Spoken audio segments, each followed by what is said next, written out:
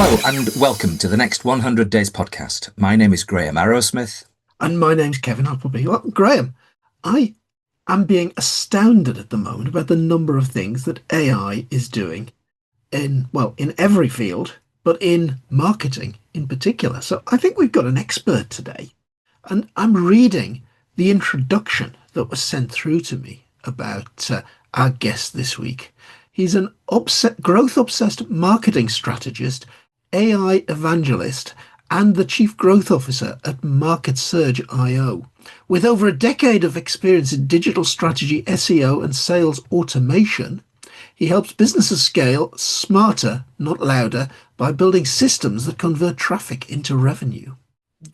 And it goes on, and talks about leading marketing transformations using cutting-edge AI tools, high-conversion SEO frameworks, and CRM automation. Gosh, we've got Well, an expert this week, Graham. yeah, that's all we've got time for this week. It's been crikey, Kevin. Crikey. Have you not heard of shortening sentences?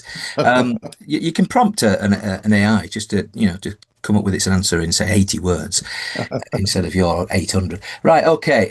Today we do have Reed Hansen, all the way from a suburb of Chicago. That's many people won't know have heard of Evanston, apart from Americans maybe. But Reed, welcome to the next 100 Days podcast. Thank you very much. I'm really excited to be here. Oh, you will be, because it's a famous podcast that nobody's heard of. Seriously, you obviously with Market Surge, is that your business then, Reed? It is, yes. I'm the owner. What made you start a business that's offering a comprehensive suite of digital marketing services? What's that all about? Yeah, and my story actually has a little twist. I was the first client of Market Surge. A good friend of ours founded the business in 2021 and was at the time I was working with my wife's photography studio doing marketing and sales tasks for her. And our friend learned of what we were doing and some of the processes, and we partnered and developed some automations together that could be repurposed for other studios. And the founder of Market Surge, he acquired several other photography studios in other regions of the US. We have a few UK-based clients and Australia and Canada. So he accrued these clients using our CRM. And then as many entrepreneurs, he had a spark of a new idea and wanted to start a new product. And so he offered us a chance to buy the business and take over. And so I've been running it for about a year, and we've expanded the services we offer kind of in line with the innovations we're seeing in the tech and AI spaces. So we've changed quite a bit in the last year, and the business and the revenue and the services we offer look quite different. Yeah, well, that's encouraging. But just to give our listeners an idea of the range of your services, on the website that you might want to check out, it's marketsurge.io, and on there you've got CRM, Surge Audiences, okay, Surge Pixel, Surge SEO. You like this word Surge, and Google and Facebook ads, an AI sales agent, content marketing, and web development design. So you've got quite a range there of digital marketing services. Let's start with Surge Audiences. What are they? Yeah, so I was able to partner with a larger organization, a network of websites that collect intent data, buyer intent data, and are able to match it to public databases. So for a given keyword search, say fine art portraiture, I can pull a list based on the region, and I can actually filter on demographic data and provide that. Very useful for outbound prospecting and email campaigns, or creating a lookalike audience for your ads. But it's great. It does help elevate your outreach to people that we know have searched for these terms recently. So that buyer intent comes from sites where they've been hanging around and they've allowed their data to be used, or has it just been Correct. Yeah. snagged anyway? Exactly. So in their privacy policy, it has a pop-up say you opt in, or they've filled out a form where they've opted in there. So yeah, That's obviously really, privacy is very yeah. important. Mm. And so we make sure that they've opted in. And so you would only serve them ads or email them about specific or relevant to that particular topic because that's how you Correct. got them. But do you sort of infer from an interest in portraiture that they might also be interested in other types of fine art or something else that's kind of adjacent? Absolutely. So, for instance, we could pull an adjacent for a photographer, somebody that's been shopping for wedding gowns or wedding venues. Those usually go hand in hand with the need for a photographer. So, Oh, that's interesting. I'm talking to a guy that puts people into really posh suits, the type that Kevin would wear, but not me. And Now, Graham, I can't remember the last time I actually wore a suit. It's this working really, from home thing. oh well, at least I bought one in the last year, I suppose. But Then may have worn one in the last year. oh no, I mean, every now and again, you go down to that big London, and you got to impress them. Yeah. Although they I, don't, I never go down to that big London I anymore. don't know if it's like this in Chicago, but when you go to London, and because you come from the north, so you're basically more chatty, and you talk to strangers. They really don't get you when so you greet them, good morning, and if you get into a conversation, they think you're going to mug them. Now, in Kevin's case, it's very likely that he probably wants to because that's the way he's been brought up. But I mean, it just Graham, the police might be listening. well, they probably are. But no, seriously, that I don't know. Okay, so you've got search, fascinating area. Okay, you've developed that. A pixel presumably just means that you've got a custom audience and you're going to stick a pixel on somewhere that's going to find them and correct. do things with them. And then Exactly. you've kind of got you're going into the one that I'm really interested in, AI sales agent. So what's that all about? Yeah, so we first experimented with inbound agents. So somebody that had texted customer support or they texted kind of from outside a stranger to inquire about the business because a lot of those inquiries would come in when we weren't at our desktops. And so we found a few different frameworks that allowed you to prompt and give the chatbot objectives and have found it quite successful. Typically, we are not closing deals or sending payment links with the bots, but we are scheduling consult meetings to do that. A chatbot absolutely could send a payment link to close a sale, but the nature of our business is a little bit more bespoke, and so we need to understand and make sure that they're getting the exact right fit. That evolved into using voice agents for inbound, and then from there we have started sending these chatbots out to our cold email lists, and Ah, they are doing a great job booking meetings, and it is effective if we keep it simple and straightforward. And in our prompting, we will allow the bot to say that it is an AI agent. I think that makes there's definitely pros and cons of each, but I think most people can sense that of well, the where are you struggling here? To be honest, aren't you? Really, you just like to be sort of slightly untruthful person from Evanston, Chicago. So we're not going to tell them that they're AI agents. We're going to as if they don't know. I mean, but I mean, I get where you're going, honestly, yeah. and it is I one mean, of do we those things. lead with that or do No, we? I Yeah, understand exactly. that. I think people are fairly au fait with all of that, and it's a conversation you and I might want to have about maybe evolving what you've got because I think I might be able to do that for you because the Great. nature of what we're doing is something that might complement what you do. But I do really do like the idea that you're doing it in an outbound way. Yeah. That's quite clever, and I think there's an affiliate opportunity, certainly from our point of view, Sure. of Yeah. having someone else's agent sat on a. In fact, I think I've got a call coming up where that is an issue for the client. That can I get their agent trigger to effectively sit on somebody else's Like CRM or site Well, Yeah. it might be it might be an adjacent Oh, site like or an something. embedded chat. Yeah. And effectively, then it just is like, oh, well, that's interesting. I'll talk about that, and then then they share up the spoils. Yeah. So it's another sort of sharing affiliate way of working. So that's something that we're looking at actively now, and Sounds great. Yeah. so yeah, that's but Oh, maybe Graham, something that we Graham, can talk stop about. trying to sell your product in the middle of a Oh no, podcast. no. I mean, it's you can see my brand over there. No, but seriously though, it's but no, I'm very impressed. Like your branding, it's obviously something that you've thought about.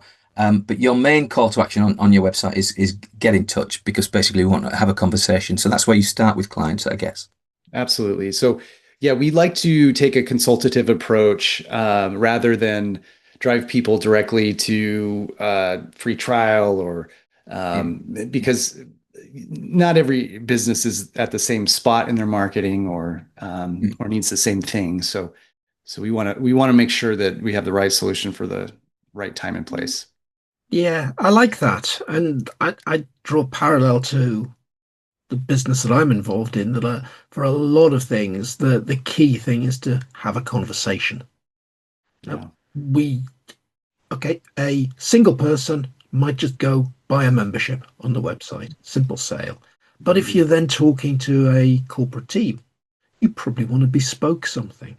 If I'm talking to tech partners about working with us, I want to have that phone call and I want to talk about putting a package together for them that'll be very much bespoke to them. So, yeah, I think it goes back to people buy from people. Yeah.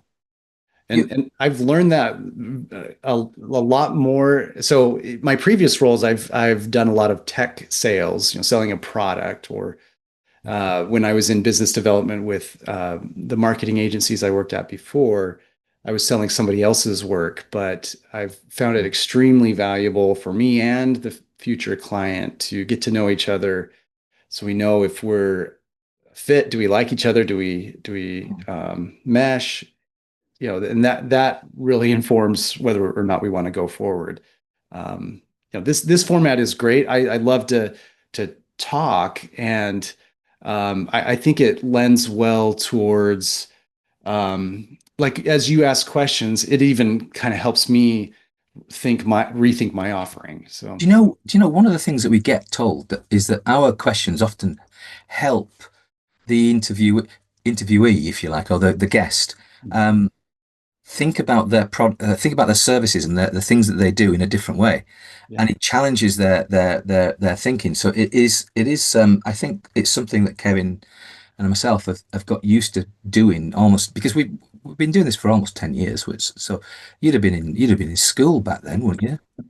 So yeah, so Well, you're too kind, but yeah, I was a few years removed from school. no, fair enough. And but one of the things right at the top of your website, I noticed that is that you have boost your brand on podcasts with Surgecast. Another Surge. I mean, crikey, Surge here and Surge there, Yeah. Surge everywhere. Right. Okay. Podcast, what's that all about? Tell us what that's about. Yeah, so we have okay, so maybe I'll start a little bit earlier this year. I had an idea to start reaching out to um, podcasts in the tech and entrepreneurship space. That's how we met, Mm, and try to get a few guest spots. And so I made my spreadsheet. I was deliberate about who to reach out to, and it does take a number of outbound reach out to land spots, and so I'm very appreciative. But as I've gone through the exercise, it's been, though I think at first I thought listeners to various podcasts would get a spark of an idea and they'd contact me. Though that hasn't really happened, all of a mm, sudden my business has started to grow because my existing clients see me in a little bit different light and more of a consultative partner.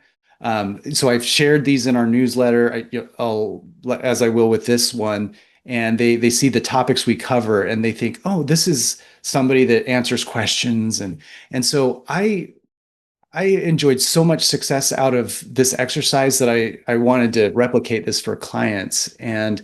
and I have. And one you'll be surprised at when I'm pitching um, founders of interesting businesses that there's a lot more traction. I think mine is a little bit broader, can be a little bit amorphous, but I'm Yeah, selling photographer, and she was able to get quite a few placements very early on. So I mean, the nice thing is that you've gone into a world that many people have heard of, digital marketing and so forth, and you're making a success. I mean, you're virtually a newbie, but you're not. You've right. you've worked in that kind of broad area, and so therefore, but you're making a good fist of it.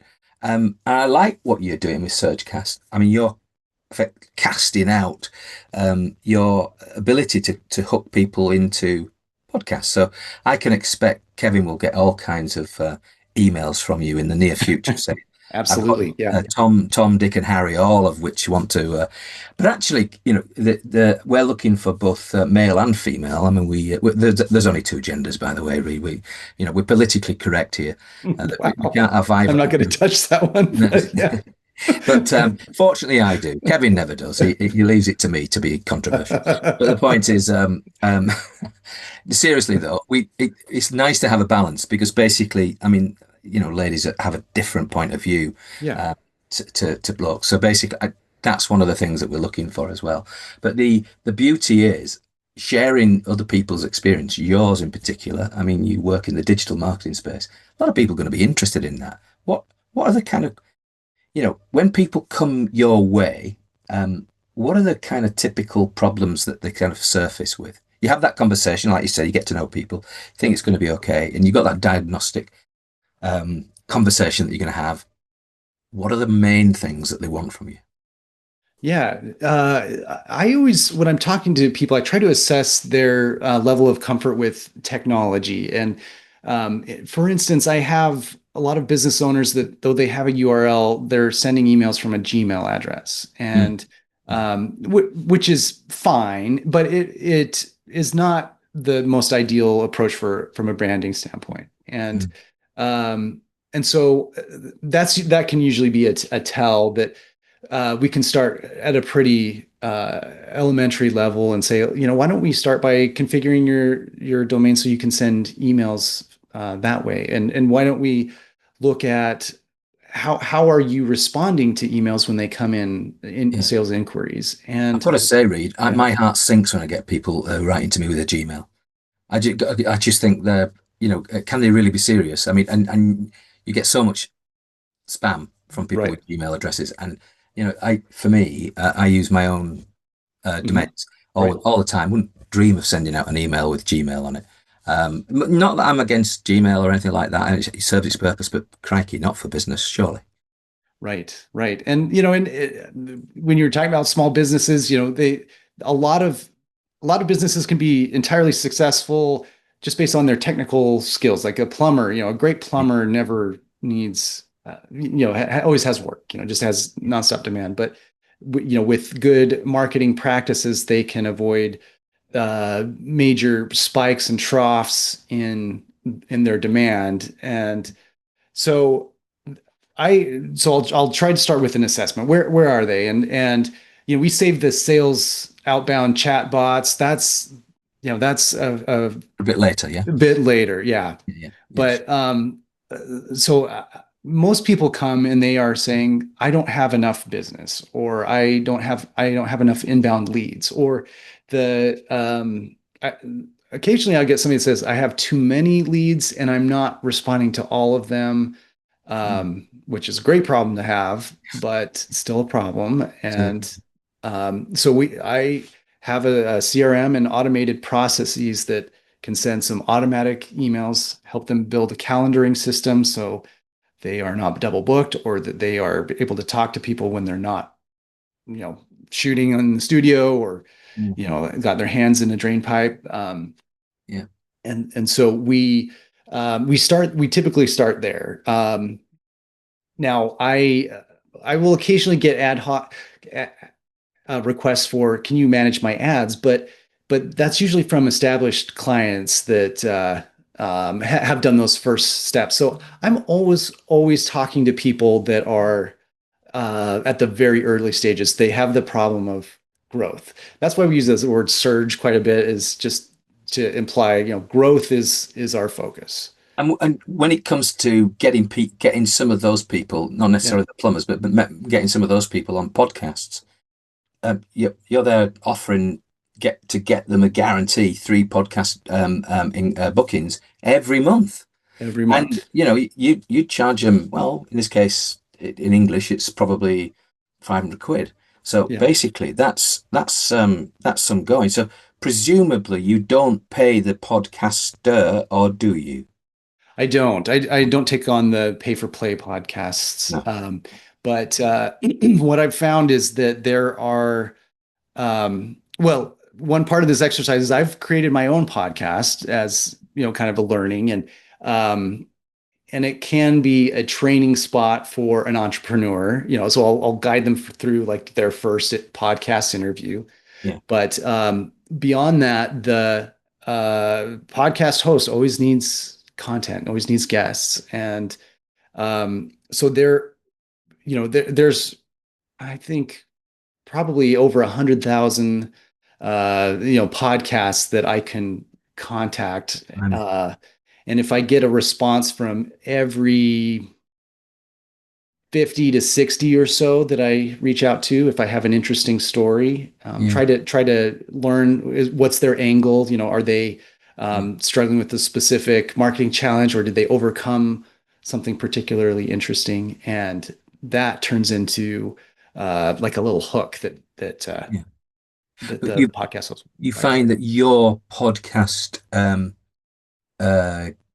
guests, if you like, they get some value from being on a podcast.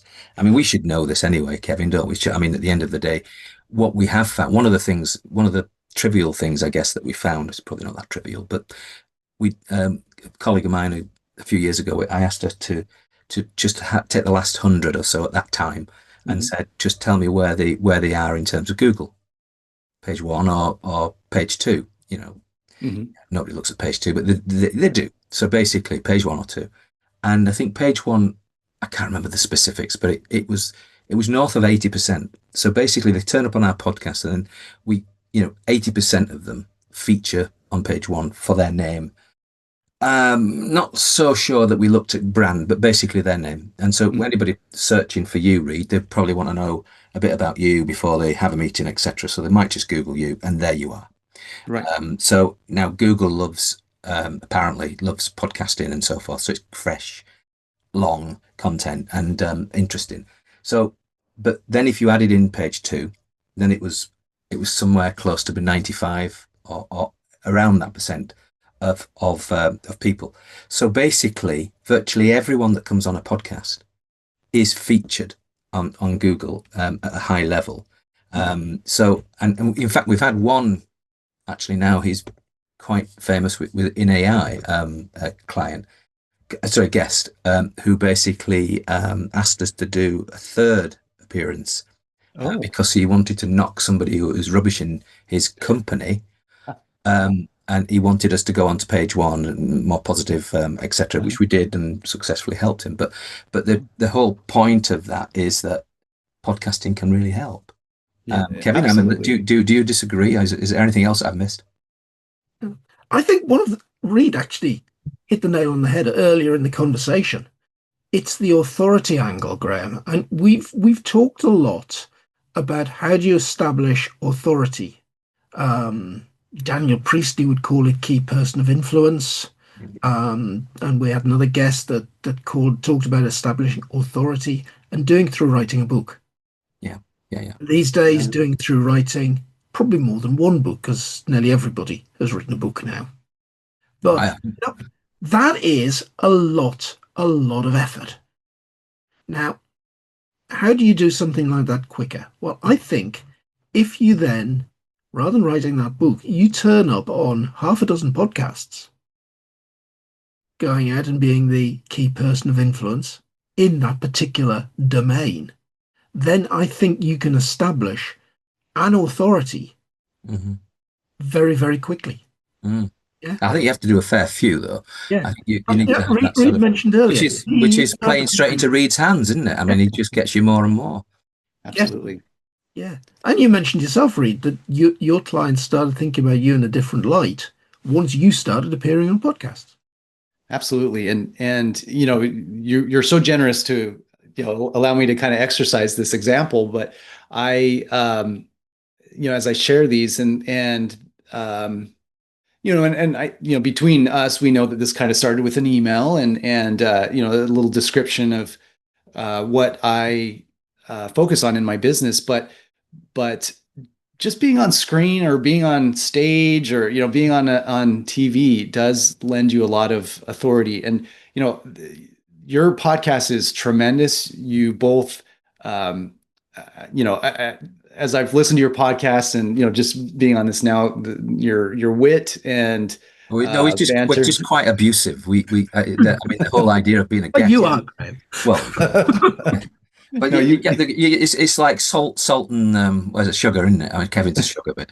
But sorry, Reed, go on. No, I'm just singing your praises. No, I think you are excellent hosts and really provide an entertaining format and informative format to do this. We normally so, do if the guest is informative, but I mean, we're working hard today. That's for sure. We're working hard for. No, seriously. No, what is Kevin doing? Right. So, is Kevin's rarely awake. So What was Kevin doing? ahead. Kevin had to What silence his else? microphone there, which is because that when you get an emergency in the middle of a podcast, you've got to make sure it doesn't interrupt the recording. And we stay looking vaguely professional. Not that you and I ever seem professional. And the problem there, Graham, was I suddenly looked at the corner of my screen, realized that for some reason the MacBook was not charging its battery and was about to run out of power. For those technical around here, I've got an external monitor connected to my MacBook, and it's supposed to charge via the USB cable connected to the monitor. For some reason, it wasn't. So I had to go silence the microphone. We don't need a ChatGPT response, Kevin. Just say it cocked up. The proper power supply. All right, yeah, okay. Well, thank you for that. That's just to prove that we're a natural podcast. You see? Yeah, Kevin was the original idea for ChatGPT. You realise that, don't you? But, wow. But no, we're the thing is, you've got a couple of 2 or 3 testimonials for Surgecast on your site, and actually they all look like females. So basically, they might not be, but hey, I've already established my credentials from that point of view. But the point is that they're all very, very appreciative of getting. They're probably running a business. Yes. What the heck do they do to get in front of a podcast? And you make that happen because you yourself were looking at that. So you saw that as an opportunity. So, I mean, is that your style? You see those gaps in the market because, not everybody that's running a digital marketing agency has an AI agent as part of their offer. Right. And right. so this is something about you, Reed. Well, I think some would say to a fault. I have the shiny object syndrome, and I will talk to every salesperson that contacts me if they have an interesting idea, and it served me well in my role. I fortunately have employees on my team that function as a sanity check often and say, no, don't go down that route. That's the effort is not in line with the return. And so I have people in my circle that tell me no quite frequently, but but I do like to try new things. And this I've abandoned a few approaches, and but the ones that work, I press forward on. Kevin's quite an innovator. I've known him for 10 years or so, and basically he's always ahead. I think he introduced me to Pinterest, and I thought, that's the last thing I want to do is start talking to random people who don't know me. But he did. He was there before me. He just takes and implements. That's one of the things that makes you good at what you do. Years ago, Graham. I know it is. I know, but I've still got the scars. Yeah. Just to demonstrate this, I'm actually going to throw Reed a question here, because this is something we were talking about barely an hour ago in our internal marketing meeting, and we were going back to SEO and getting blog posts to rank. Mm. But making the point now, hang on, AI is around. Now, what we've been doing in the past is thinking about how do we make this rank in good old-fashioned Google. But you look at Google's page one now, nearly every time you search for something, you get this big bit at the top that's all about AI. Okay. So the question that we posed is not how do you get your podcast to rank on Google, the page per se, how do you actually get your website to rank in AI? Yeah, that's a great question.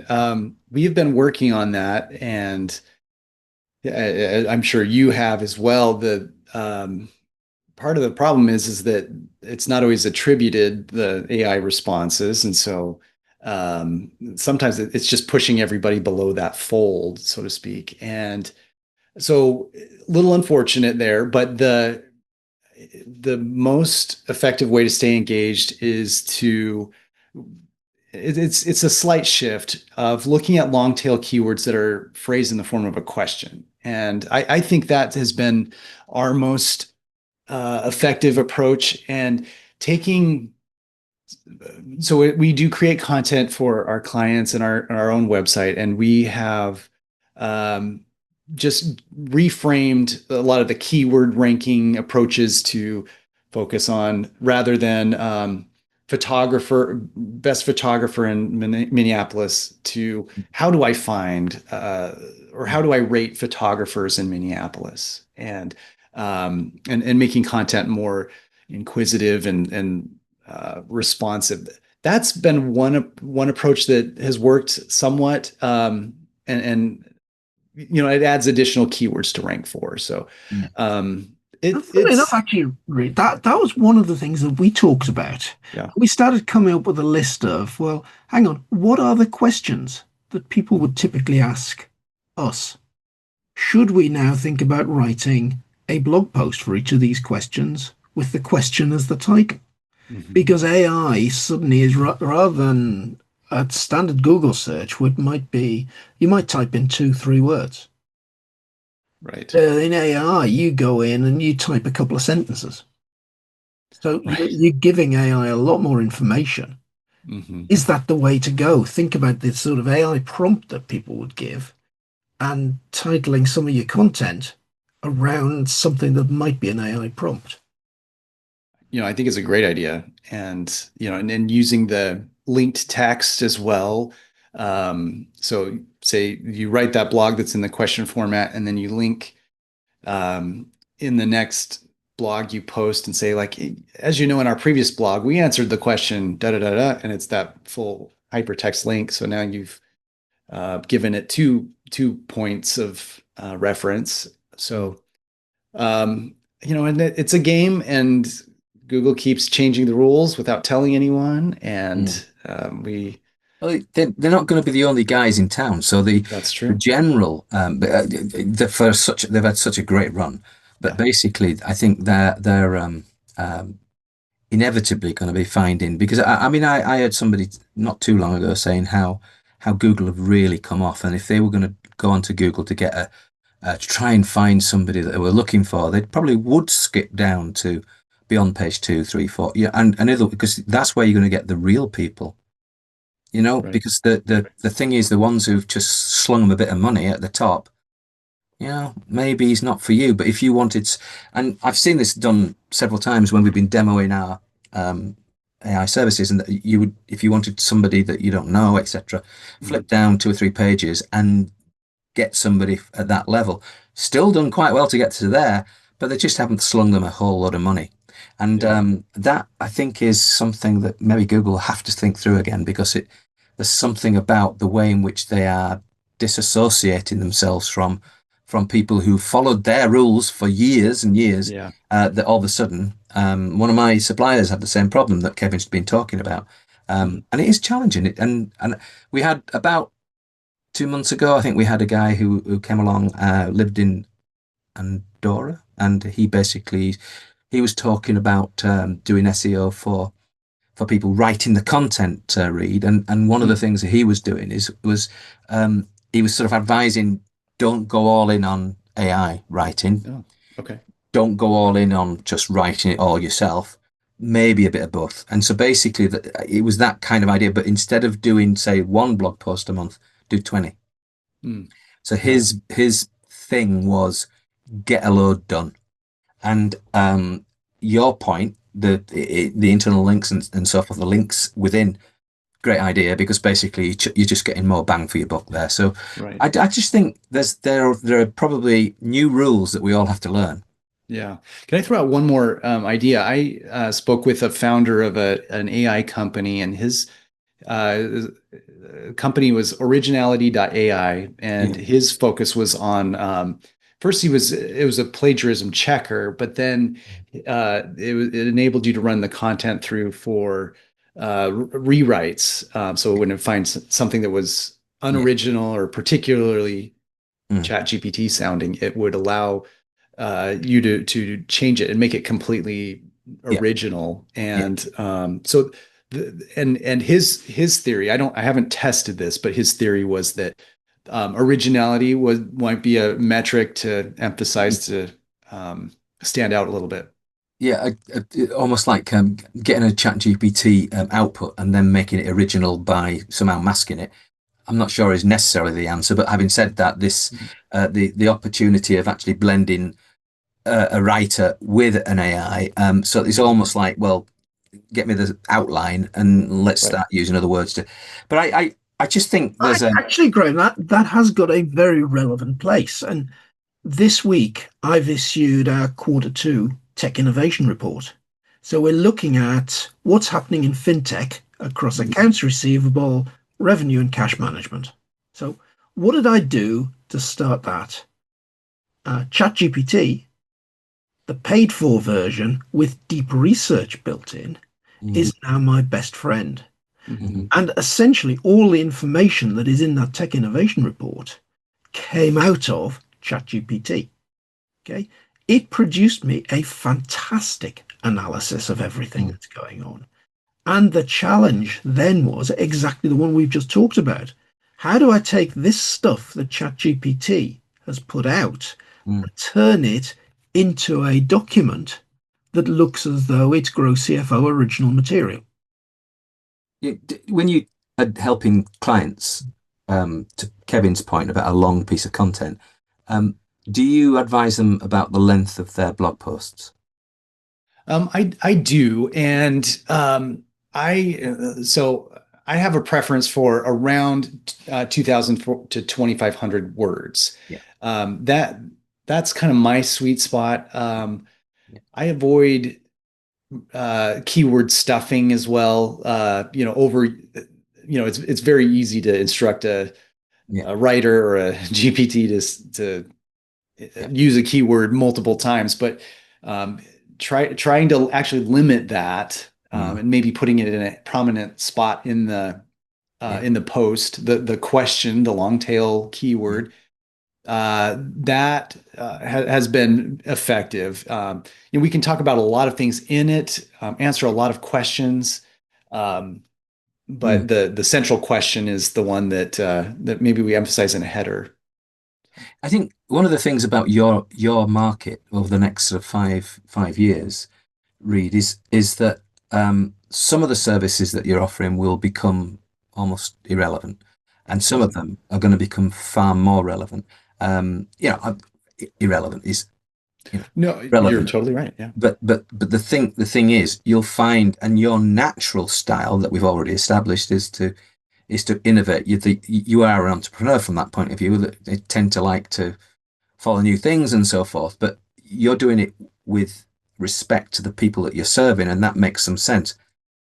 For me, the world is about to change. I mean, Kevin's talking about deep research when, 6 months ago he had never heard of it.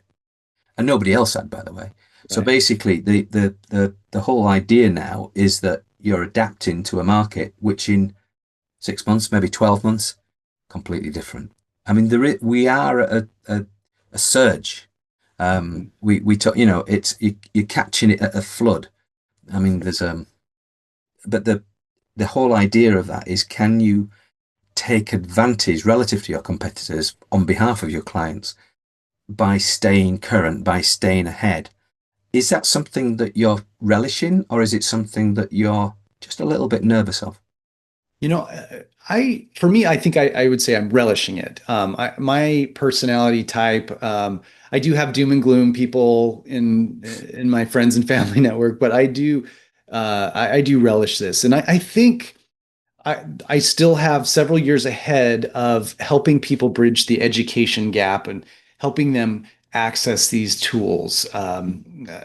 Feel fairly confident there are a lot of business owners and workers that have kind of avoided these technologies. They seem too intimidating. It's funny when you like just have an initial reaction with one of these AIs, you understand that like it can teach you how to use it, Yeah. and that's the gap that I can help. I think help a lot of businesses still bridge.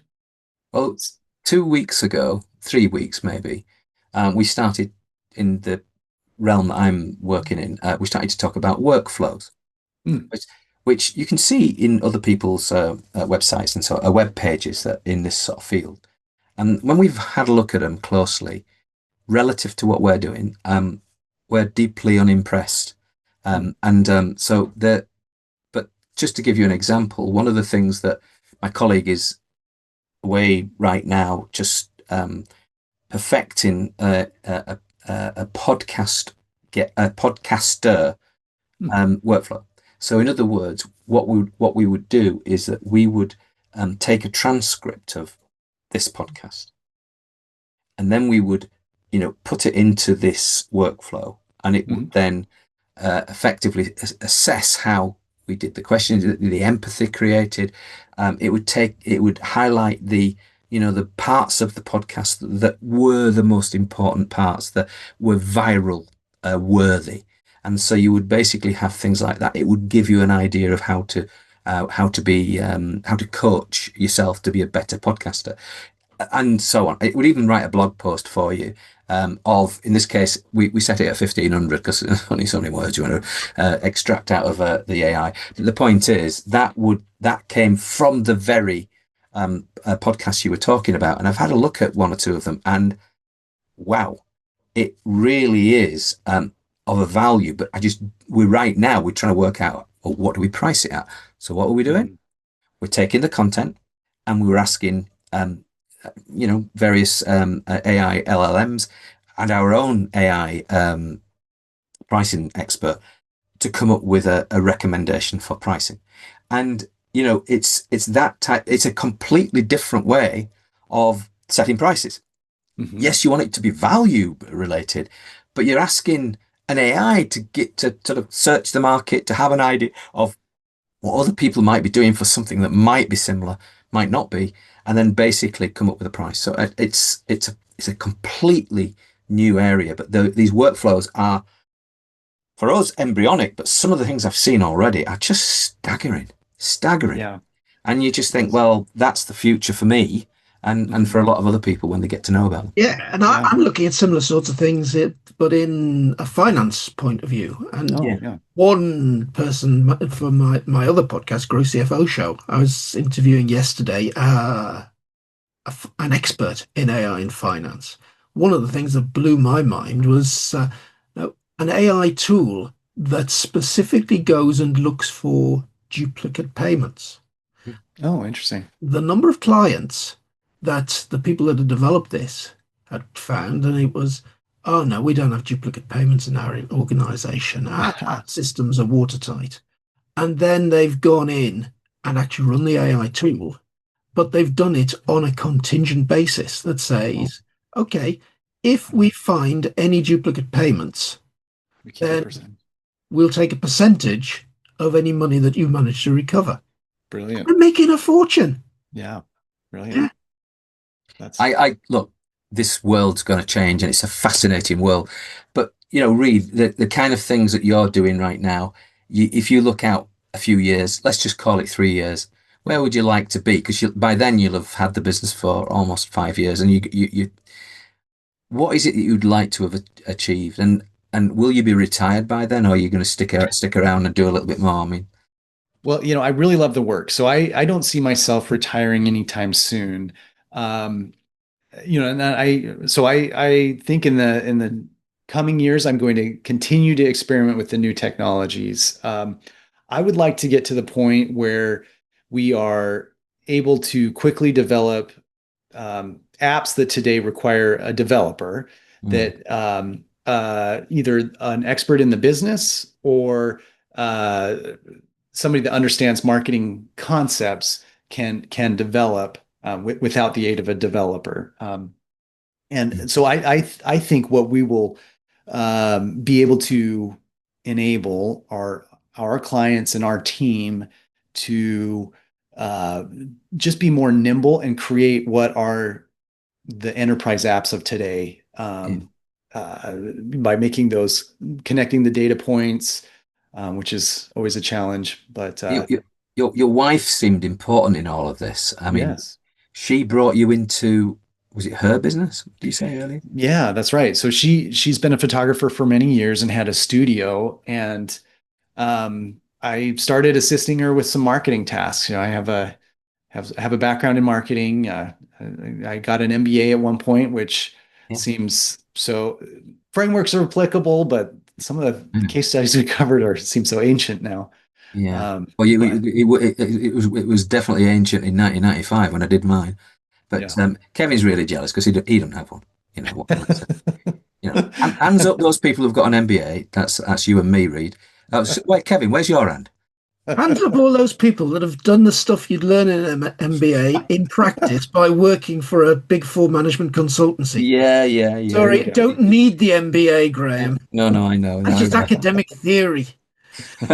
This will be one of those viral moments, that you can use in terms of promoting promoting That's the right. website. That's right. No, no, no, no. I've got huge respect for Kevin's educational abilities, but the point is that your wife gave you, if you like, a start that kind of triggered this, and then friend got you into this, and you Yeah. bought the business, and it's you must be pretty pleased with where you've got to already, but Yeah. potentially in 3 years' time, you Yeah. significantly higher. Yeah, absolutely. And I think it every once in a while in life, I mean, life can be frustrating. Then I went through a stream of jobs that I don't know that I loved or felt very passionate about, but it is nice to be in the spot where I am, where my passions and skills and instincts have converged. And so I'm just really, like you said, relishing this moment, and where I can continue to learn, and I'm playing with tech tools that are enjoyable and powerful, and I feel like I'm making a difference for a lot of my clients' businesses. So Your name is Hansen, so does that suggest that your parents were from sort of Scandinavia? that's right, Denmark, yes. Denmark. Oh, So okay. not my parents, but several generations back. Oh, I see. Okay. I do have some English heritage as well on my mother's side. Please tell us it's not from the northeast. It's out. Kevin will be all over you. That's I'd have to get back to you on the exact yeah. Don't worry. region. Yeah, we know how much you Americans know nothing about anybody else in the world, but what can I Fair say? enough. Fair enough. But your Christian name, Reed, is quite Mhm. interesting. Presumably, your parents lost the bet then with some other family. Yeah, if you have the baby first, you have to name it, and then you come up with a Reed, and then some sort of weird name like that. But I suppose, but seriously, I'd love the name. It's so rememberable. Although I guess you get Red, or I don't know. Yeah, it often misspelled Yeah, REID. yeah, yeah, yeah, So I do yeah, have to spell it out. And yeah, yeah, but yeah, for the most part, it's been nice to be fairly yeah, unique in yeah. that. No, it's a great name. It's very rememberable, and well, it will be for the next hour or so. But then, You're not going to find anybody else called Reed Hansen that's going to no, get ahead of you on page one on Google. Which is well, That's no, that's no, exactly absolutely. it.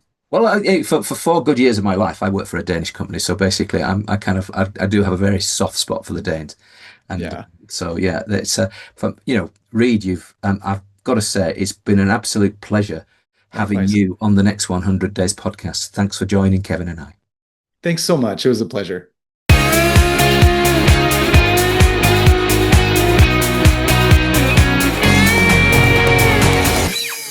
Gosh, Graham, we really are into the world of what's happening in marketing. And while we were chatting, it something occurred to me. Back in the day when we first met, we were doing all of this internet marketing stuff by ourselves, learning from a couple of Americans who are at the forefront of doing it. They've both been guests on this show, but Mhm. move 10 years on, the world has changed. There's Mhm. so much in this area now. I just don't get how you can be a small business and do this yourself. I think somebody like Reed really has got a role to play in the world at guiding the average small business through what is an absolute minefield of digital marketing. Yeah, that's a really good point. You're absolutely right. They need a helping hand, and I like how he's overused search. It's such a marketing word, that isn't it? You want to Oh, it is. search in leads and so forth. But it I don't mean it's overused, but it's just branding and everything. But He's using it so much that ChatGPT will be using it everywhere next week. yeah, probably. But I'm really impressed with him. A young man is doing really well, and he's got a lot of opportunities for people. So, if it helps, if his appearances on podcasts helps him attract more business from his existing customers, but also eventually Hmm. they'll refer him to other people. So I think that could be a really good thing for his business. It's been a pleasure talking to him, and we've had several people. This idea of we get people in a row, Kevin. So we had other people from Chicago recently as well. So We have. Chicago seems to be our number one yeah, local podcast guests at the well, moment. at the moment, yeah. But I love having the Americans on because they're all good sports, but we're Graham, likely to get. you managed an entire podcast without mentioning American politics today. That's got to be a first. Oh goodness, did I? Well, it's maybe it's got a bit quiet over there. So it's quite wild over here in the UK at the moment. So there's plenty to talk about there, but we won't get into that because today I've been Graham Arrowsmith. I've been Kevin Appleby. Goodbye. Goodbye.